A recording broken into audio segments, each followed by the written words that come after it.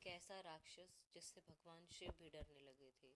अपने दिए हुए वरदान को ही भगवान शिव अब सोचने लगे थे कि मैंने ऐसा क्यों किया। जम्मू कश्मीर में एक जगह है रियासी, उसका एक ज़िला है रणसू। वहाँ पे भस्मासुर नाम के एक राक्षस का मंदिर बना हुआ है, जहाँ पे भगवान शिव से भागते हुए भस्मासुर को भस्म कर दिया गया था। आइए जानते हैं कि क्या हुआ था आखिर वहाँ पे। एक बार भस्मासुर राम का राक्षस था। वो बहुत ही शिवजी की पूजा करने लगा कि मुझे वरदान चाहिए। शिवजी थे और शिवजी थे भोले, और हमारे भोले भंडारी शिवजी ने उसकी तपस्या से खुश होकर उसे वरदान दिया। उसने वरदान लिया कि मैं जिसके भी सर पे हाथ रखूं वो भस्म हो जाए। तो शिवजी ने वरदान दे दिया खुशी खुशी। उसके बाद क्या हुआ, भस्मासुर का आतंक बढ़ने लगा लोगों पे। भस्मासुर सोचने लगा मैं शिवजी को भस्म करके माता पार्वती से विवाह कर लूं। ऐसी इच्छा मन में उसकी सोचकर वो भगवान शिव के पीछे पीछे भागने लगा। भगवान शिव छुप गए और डरने लगे कि अगर इसने मेरे सर पे हाथ रख दिया तो मैं भस्म हो जाऊंगा। तो इससे बचने के लिए वो जम्मू कश्मीर की एक गुफा है वहाँ पे, जहाँ पे नाम है अभी उसका शिव खोड़ी। वहाँ पे जाके वो छिप गए और भस्मासुर के आतंक को खत्म करने के लिए और शिव जी के को भय मुक्त करने के लिए भगवान विष्णु ने मेनका का अवतार लिया। और मेनका का अवतार लेकर भस्मासुर के साथ नृत्य करने लगे। मेनका का मेन मकसद यही था कि भस्मासुर का अंत कर दिया जाए। और भस्मासुर को झांसा देने के लिए उसने कहा कि पार्वती से सुंदर हूँ मैं और मुझसे विवाह करो।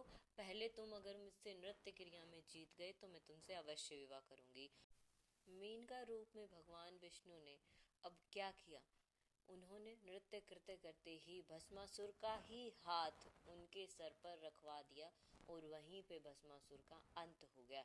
ऐसे भगवान विष्णु ने भगवान शिव जी की सहायता की और उन्हें भस्मासुर के आतंक से मुक्त किया और इस सृष्टि को भी इस ऐसे खतरनाक राक्षस से मुक्त किया। भगवान शिव का यही छुपने की जो जगह है वो रियासी जिले के रणसू नाम से थोड़ा सा दूर अगर हम जाते हैं तो रियासी जिले के रणसू में तो भस्मासुर का भस्म किया हुआ स्थान है, जहाँ पे विष्णु भगवान ने उनको भस्म किया था। और वैष्णो देवी जब हम जाते हैं तो वहाँ से कुछ किलोमीटर की दूरी पे शिवखोड़ी नाम की जगह है। वहाँ पे भगवान शिव जाके छुपे थे। माना जाता है कि उस गुफा से सीधे स्वर्ग का रास्ता जाता है और एक रास्ता जाता है बाबा बर्फानी की गुफा तक। माना जाता है कि इस गुफा में कबूतर का एक जोड़ा था, जिसने भगवान शिव और पार्वती के संवाद सुना था। वो आज भी अमर हो गया है। उन्होंने उस समय पर पार्वती जी को अमरनाथ की कथा सुनाई थी और उन दोनों जोड़े ने अमरनाथ की कथा सुनी और अमर हो गए और अब भी वो वहाँ पे हैं।